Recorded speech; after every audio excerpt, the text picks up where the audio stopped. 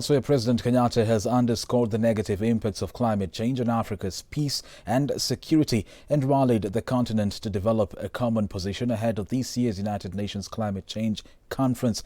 The head of state spoke today morning at State House, Nairobi, when he chaired a virtual meeting of the African Union Peace and Security Council on climate change.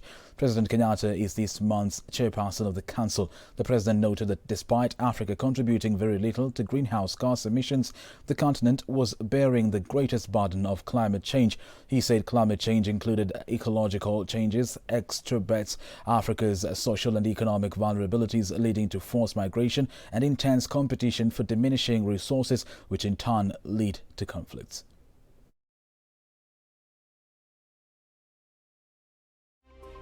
This meeting, I believe, therefore, gives member states an opportunity to implement previous decisions of our Assembly, especially the decision of the 14th extraordinary session, which is at the heart of sustainable peace.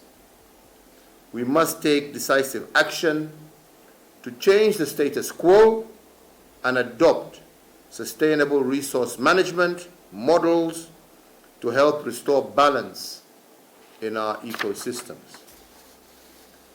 We must act in concert to protect our shared destiny.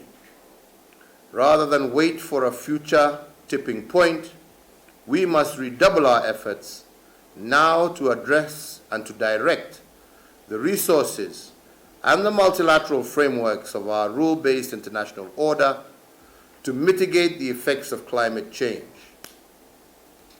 Your Excellencies, ladies and gentlemen, there is a lot we can do as individual countries to mitigate climate change. I may wish to just highlight a few examples of what Kenya has done in this regard.